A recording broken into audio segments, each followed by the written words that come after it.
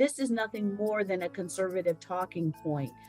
It started 30 years ago, 40 years ago, during the Reagan administration with the trope, the racist trope of the welfare queen. And it remains in use today as a way of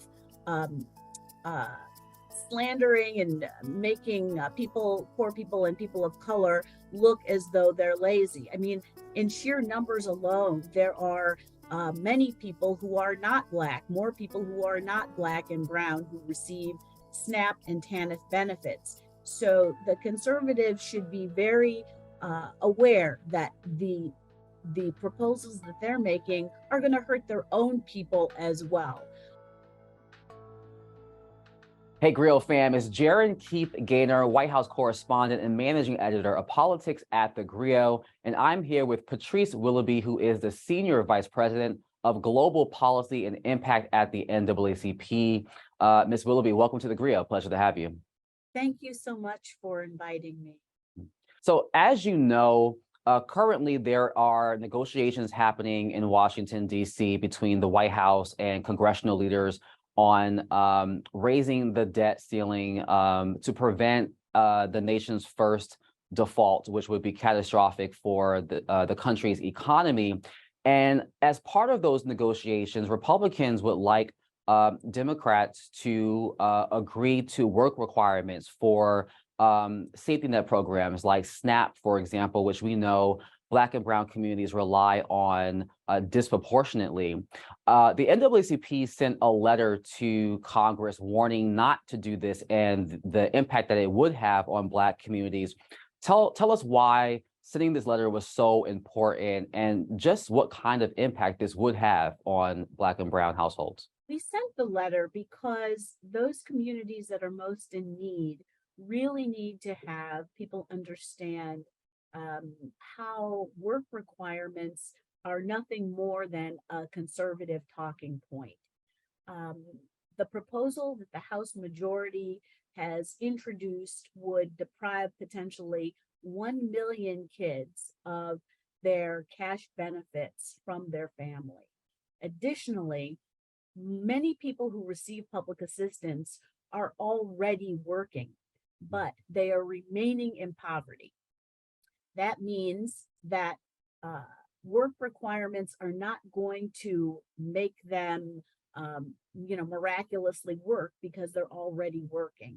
And there are also a lot of families that are at the margin because there may be people who are in the household that are helping through caregiving and depriving those individuals of their food assistance or cash benefits is really not going to make them miraculously work as well because they're already working. And has the NAACP heard anything from Congress or from the White House as relates to these concerns that you brought to them? Well, we have received confirmation from the White House that they understand these issues. And we have also reminded the administration, President Biden has done terrific things in the bills that have been passed during his tenure, and he's promised not to do anything that is going to increase poverty for people most in need. I was in the room when President Biden spoke to reporters the other day in the Roosevelt Room, and when asked about work requirements, he said that it wouldn't be anything of consequence, but he has signaled that he is open to some type of work requirement negotiation. We're not clear what that would be. Obviously, everyone is still in negotiations, so it's unclear if the White House will agree to any work requirement.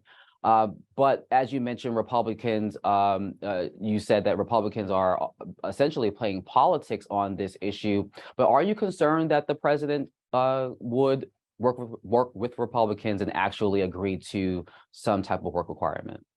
Well, negotiation is a part of politics. That's something that we've gotten away from. But poor people should not be one of the negotiated items because, as I've stated previously, this is nothing more than a conservative talking point. It started 30 years ago, 40 years ago, during the Reagan administration with the trope, the racist trope of the welfare queen. And it remains in use today as a way of um, uh, slandering and making poor people and people of color look as though they're lazy. I mean, in sheer numbers alone, there are many people who are not Black, more people who are not Black and brown who receive SNAP and TANF benefits. So the conservatives should be very aware that the proposals that they're making are going to hurt their own people as well. And so this is why it is nothing more than a political talking point, and we need to really keep the needs of poor people of every race in the center as the debt ceiling is negotiated. The debt ceiling and the issues involving income supports should not even be linked in the same conversation. We have asked for a clean debt ceiling increase. And you mentioned the history of the welfare queen tag, if you will, and it also highlights a stereotype about Black women specifically. Are you concerned, or could you talk a little bit more about just how detrimental these type of stereotypes are for Black communities, but especially Black women who are usually the head of the household in Black communities? Absolutely. The racist images surrounding Black women are long been used by conservatives to divide the country. For example, we know in the proposal, there is a proposed rollback and actually a Congressional Review Act resolution the House will consider next week to roll back student aid and student debt relief. Black women hold the highest amount of student debt because Black women are interested in getting an education. We have long held that in order to succeed in the United States, you need to have an education. And so as Black women have engaged and have taken out student loans, their student loan debt has increased.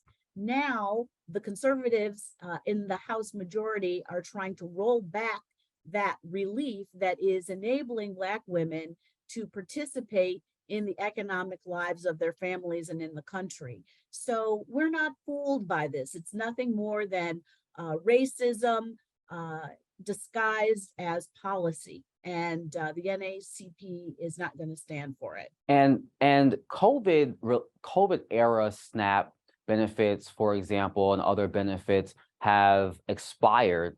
And so there are households that are already receiving less funding that they've been used to for the past couple of years.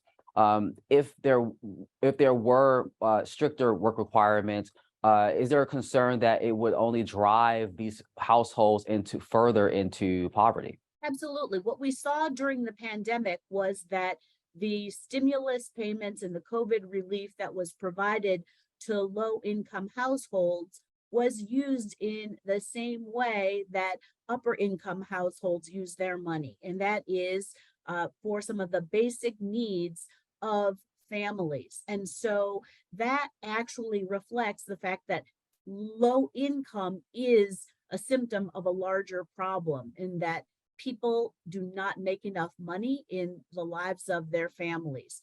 They're already working in most circumstances.